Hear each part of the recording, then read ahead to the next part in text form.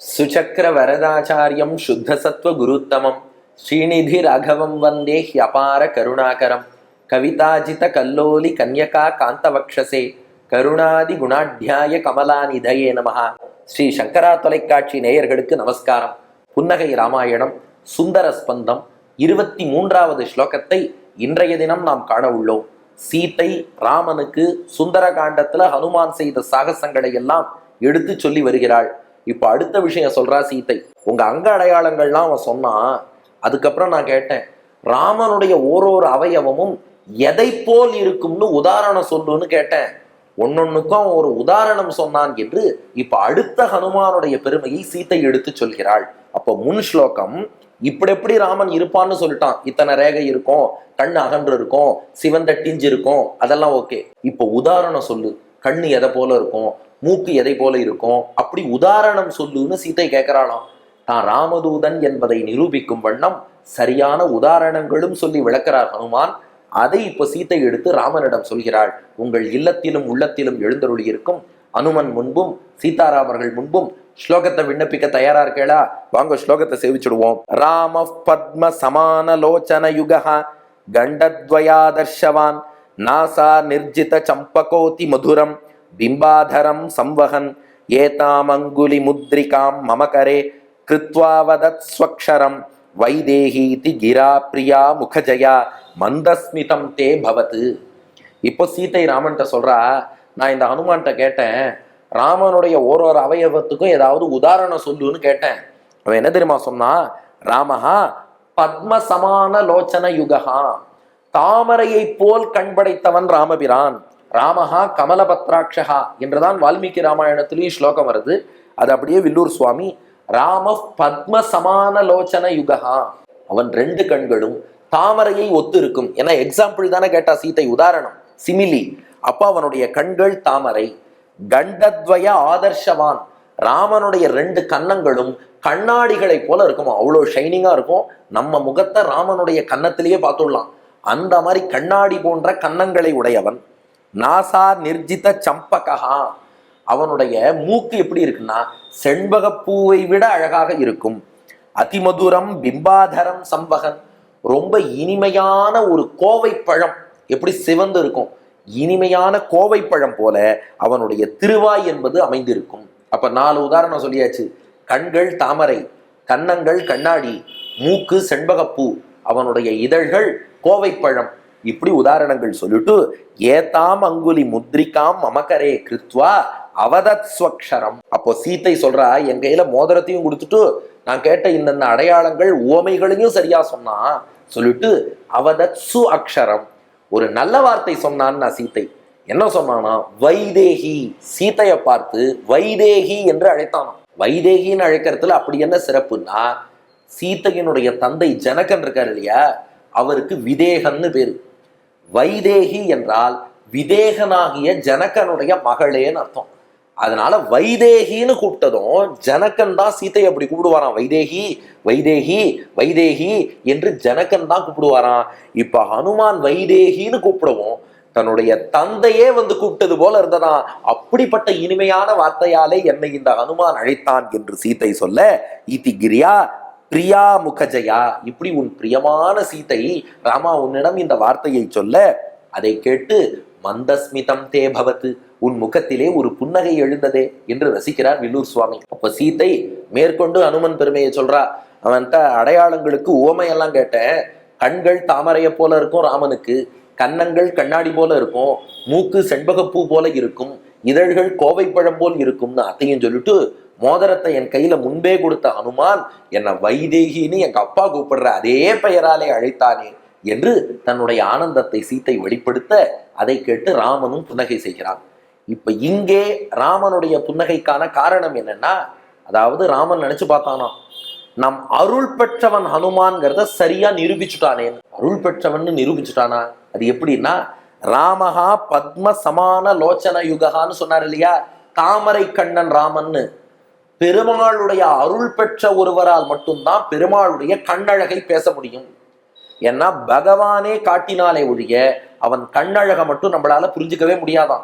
ஒரு சின்ன உதாரணம் சொன்னா உங்க மனசுல பதிஞ்சிரும். ராமானுஜருடைய ஆரம்ப கால குரு யாதவ பிரகாஷர்.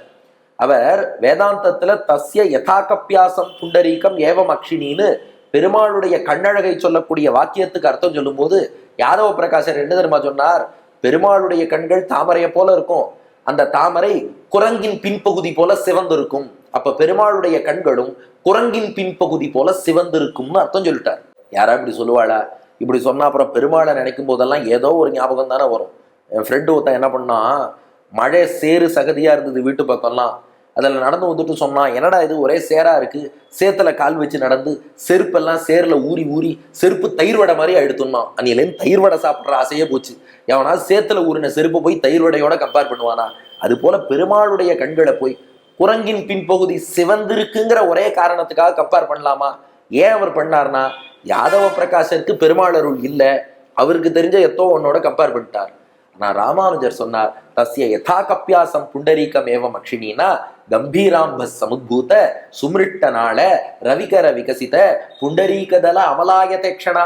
ராமானுஜர் சொல்றார், சூரியனால் மலர்த்தப்படும் தாமரை போல, தண்டோடு கூடிய ஃப்ரெஷ்ஷான வாடாத தாமரையை போலே, எல்லாத்துக்கும் மேல ஒரு அழகான தடாகத்தில் பூத்திருக்கக்கூடிய ஒரு தாமரை போலே. பெருமாள் திருமேனி ஒரு தடாகம், அதில் பூத்த தாமரைகள் அவனுடைய கண்கள்.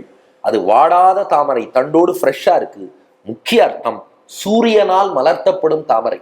ஏன்னா ஒரு சூரிய கிரணம் பட்டு ஒரு தாமரை மொட்டு மலர்ந்தா எவ்வளவு அழகா இருக்கும், எவ்வளவு நளினமா இருக்கும். பகவான் கண்ணை மூடி கண்ணை திறந்தா அப்படி இருக்கும். இது ராமானுஜர் சொன்ன அர்த்தம். இப்ப சங்கரா டிவி நேயர்கள் நீங்க சொல்லுங்க, யாதவ பிரகாஷர் சொன்ன அர்த்தம் நல்லா இருக்கா, ராமானுஜர் கண்களுக்கு சொன்ன அர்த்தம் நல்லா இருக்கா? ராமானுஜர் சொன்னதுதான் நல்லா இருக்கு. இவரால மட்டும் ஏன் சொல்ல முடிஞ்சதுன்னா, ராமன் பெருமாளுடைய அருட்பார்வையை ராமானுஜர் பெற்றிருக்கிறார். அவன் கட்டாட்சம் பண்ணத்தினாலதான் அந்த கண்ணழகை இவர் பேசினார். அதை பெற முடியாததாலே யாதவ பிரகாஷரால பேச முடியல. அப்போ பெருமாளுடைய அருள் பெற்றவரால் தான் கண்ணழக பேச முடியும். அதனாலதான் ஹனுமான் ஓமை சொல்லுன்னு சொன்னா எங்க வேணாலும் ஆரம்பிச்சிருக்கலாம். எடுத்த எடுப்புலயே நெத்தி அடி மாதிரி தாமரை கண்ணன் ராமன்னு சொல்லினதும் உடனே சீத்தை புரிஞ்சுட்டாளாம். அப்ப ராமனுடைய அருள் பெறாத ஒருவனாலே அவனை தாமரை கண்ணன் அடையாளம் காட்டவே முடியாது. ஏன் இப்படி யோசிச்சு பாருங்களேன், ராவணனே மாறு வேஷத்துல வந்தாலும் நான் ராமதூதன்னு பொய் சொல்லுவான், தாமரை கண்ணனான ராமதூதன்னு சொல்லுவானா? அதை வர்ணிக்க மாட்டான். அதனால தாமரை கண்ணன்னு சொன்ன போதே இவர் ராமதூதன் என்று முடிவெடுத்து விட்டாளா சீத்தை. அப்படி ஹனுமானுடைய அந்த புத்தி சாதுரியம், அந்த ஞானம், நாம் அருள் பெற்றவன்னு சரியா சொல்லியிருக்கானே, அதை நினைச்சு ராமன் புன்னகை செய்தான். 2, இதிலே ஹனுமானுடைய எந்த குணம் காட்டப்படுகிறதுனா, சீத்தையிடம் ஒரு தந்தை காட்டக்கூடிய பாசத்தை ஹனுமான் காட்டினான். ஏன்னா ஜனகருக்கும் ஹனுமானுக்கும் ஒரு விதமான உறவு உண்டு. வெயிட் என்ன சொல்ற, ஜனகருக்கும் ஹனுமானுக்கும் உறவா? ஆமா, சூரியனுடைய சிஷ்யர் யாக்ஞவல்கியர், அந்த யாக்ஞவல்கியருடைய சிஷ்யர் தான் ஜனகர். இந்த வரலாறு நல்லா புரிஞ்சுக்கோங்க. சூரிய தேவனுடைய சீடர் யாக்ஞவல்கிய முனிவர். யாக்ஞவல்கியர்கிட்ட வேதாந்தம் பயின்ற சிஷ்யர் ஜனகர். ஹனுமான் யாருன்னா அவரும் சூரியனுடைய சிஷ்யர். அப்போ ஜனகனுடைய குருவான யாக்ஞவல்கியரும் ஹனுமானும் சூரியனுக்கு சிஷ்யர்கள். அப்படின்னா யாக்ஞவல்கியர் எப்படி ஜனகனுக்கு ஆச்சாரிய ஸ்தானமோ, ஹனுமானும் ஜனகனுக்கு ஆச்சாரிய ஸ்தானத்திலே இருக்கிறார். அதனால ஜனகன் ஒரு விதத்தில் பார்த்தால் ஹனுமானுடைய கிளாஸ்மேட்டான யாக்ஞவல்கியருக்கு சிஷ்யர். நம்ம கிளாஸ்மேட்டுக்கு ஒருத்தர் ஸ்டூடெண்ட்னா நம்ம ஸ்டூடெண்ட்னே சொல்லிடலாம். அதனால ஹனுமானுக்கும் சிஷ்யர் என்றே ஜனகனை சொல்லலாம். ஏன்னா ஜனகனின் குரு எந்த சூரியன்ட்ட பாடம் படிச்சாரோ அதே சூரியன்ட்ட தான் ஹனுமானும் பாடம் படிச்சிருக்கார். அதனால ஹனுமான் என்ன பண்ணானா, அவன் நம்ம ஸ்டூடெண்ட் ஜனகனுடைய பொண்ணு தானே, அப்போ நம்ம பொண்ணுன்னே அவளை கருதலாம் இல்லையா? நம்முடைய மாணவனின் மகள் என்றால் நம்ம மகள் என்றே கருதலாம். இன்னும் வயசு குறைவுனா நம்ம பேத்தின்னு கூட கருதலாம். அதனால இந்த தந்தை பாசத்தோடு வைதேகி என்று அழைத்தாராம். ஜனகன் எந்த திருநாமம் சொல்லி அழைப்பாரோ அதே திருநாமம் வைதேகி என்று சொல்லி அழைத்தார். அது சீத்தைக்கு அவ்வளவு ஆனந்தம் கொடுத்தது. அதனால சீத்தை மீது அவ்வளவு பாசத்தை காட்டி இருக்கிறார் ஹனுமான். அந்த குணத்தை இந்த புன்னகையிலே நாம் காண்கிறோம்.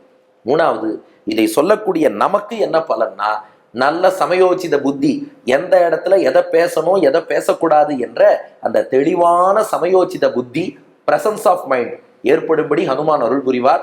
வாங்க ஸ்லோகத்தை அனுபவிப்போம். ராம பத்ம சமான லோச்சன யுகா கண்டத்வயாதர்ஷவான் நாசா நிர்ஜித சம்பகோதி மதுரம் பிம்பாதரம் சம்வகன் ஏதாம் அங்குலி முத்ரிகாம் மமகரே கிருத்வா வதத் ஸ்வக்ஷரம் வைதேகீதி கிரா பிரியா முகஜயா மந்தஸ்மிதம் தே பவத் என்று சொல்வோம். நல்ல பிரசன்ஸ் ஆஃப் மைண்ட், சமயோசித புத்தி ஏற்படும். நன்றி, வணக்கம்.